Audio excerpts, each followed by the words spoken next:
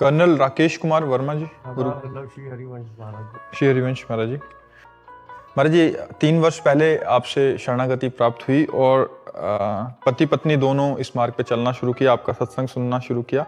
अभी 1 महीने पहले इनका एक ही पुत्र था, वो हार्ट अटैक इनके सामने ही आया और पधार गए। ये कहना चाह रहे हैं कि महाराज जी उस समय भी आपके वचनों ने ऐसा संभाला कि हमें आज तक रोना नहीं आया, और मतलब काफी इन्होंने लिखा है कि नहीं तो टूट जाना बिल्कुल 100% संभव था। आपका धन्यवाद देना चाहते हैं कि ऐसा 100% टूट जाना संभव था, 100%।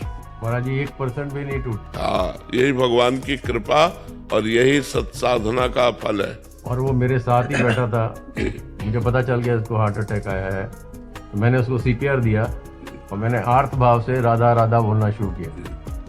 राधा राधा राधा, मैंने कहा अगर होगा तो बच जाएगा, लेकिन शायद विधान ऐसा था कि बचना नहीं था। विधान बिल्कुल बिल्कुल। लेकिन महाराज जी अगर आपसे जुड़ा नहीं होता मैं और दीक्षित नहीं होता तो बुरा हाल हो गया होता। अभी हम दूसरों को ठीक कर रहे हैं, मैं और मेरी वाइफ वो है बैठी है, हम दूसरों को सांत्वना देते हैं कि आपको हम आश्चर्य की बात बताएं, जैसे आपके हुआ ना, ऐसे एक हमारे वकील शिष्य हैं और मतलब उनका एक ही लड़का था, 22 वर्ष का था, अभी कोई संस्कार ब्याह आदि के नहीं हुए थे, अब पूरी कमाई पूरा सब उसी के लिए था और वो पधार गया। तो ऐसे हंस के बता रहे थे, ऐसे हंस के बता रहे थे कि महाराज जी वो आपका ही लड़का था, 22 वर्ष का था, एक ही था और वो पधार गया। ऐसे हंस के बता रहे थे जैसे कोई खुशी की बात बता रहा हो। तो हम कहा तुम्हारे तो आंखों में आंसू होने चाहिए। बोले आपकी कृपा इसलिए नहीं, मुझे पता है। मैं सिर्फ मेरा प्रश्न आगे ये है जी, क्या ये निर्मल दिल है या कठोर दिल? नहीं, यही निर्मलता है जो मोह रहित है, यही निर्मलता है जो मोह रहित है। आंसू उसको मिटा नहीं सकते, हम क्यों आंसू बहाएं?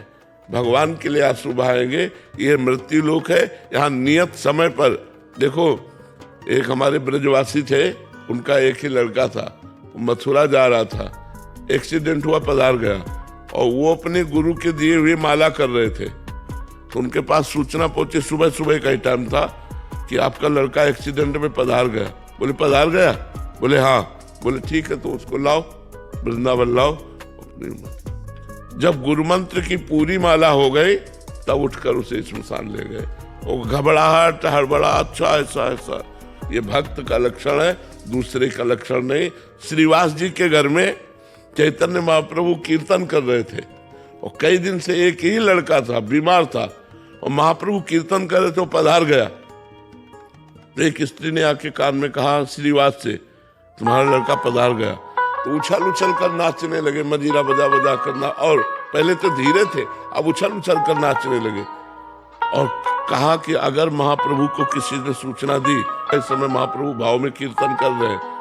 अब महाप्रभु का भाव स्मरण हो गया, उनका श्रीवास मेरा भाव सूख रहा है, कोई घटना घट गई क्या? तो उनका प्रभु आप जहां हो वहां घटना क्या घट सकती है?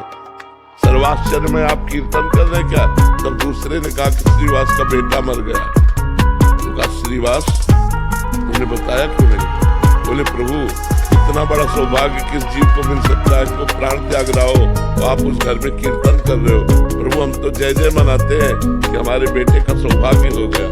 उनका श्रीवास, आज तुमने श्री कृष्ण को खरीद लिया। चैतन्य महाप्रभु ने कहा आज तुमने श्री, बातें बनाना अलग होता है, जब वो अपने ऊपर आता है और उस समय भक्ति बनी रहे, यही सर्वश्रेष्ठ भाव रहता है। 3 साल से हम भी विरक्त हैं, जैसे हाँ, विरक्त में रहते हैं। हाँ। और यही इतनी आपकी याद आई उस टाइम, मुझे इतनी याद आई, मैंने कहा महाराज जी की वजह से ही हम लोग अभी ठीक हैं। कोई कहता था कि आपके साथ बहुत बुरा हुआ, क्या हमारे साथ बुरा नहीं, हमने कभी बुरा किया होगा इसलिए हमारे साथ हुआ नहीं। वो जीव केवल इतने ही समय तक आया है, वो जीव हाँ पूरा जी के गया अपना जितना। और जी हर 2-3 दिन बाद एक प्रश्न होता है ये, क्योंकि सब घर में होती रहती है, मोह के कारण क्लेश होता है, स्वाभाविक है महाराज जी, बट ये एक प्रेरणा नहीं। ज्ञान उपदेश करना अलग बात, जब अपने ऊपर आता है फिर ज्ञान काम करे तो बात होता है, ये साधारण बात नहीं है। बाबा ये हो ही नहीं सकता था अगर मैं जुड़ा नहीं होता यहाँ। बिल्कुल पागल हो जाते। बिल्कुल बिल्कुल। धन्यवाद है भगवान की, आपके ऊपर विशेष कृपा है, विशेष कृपा है। हाँ, विशेष।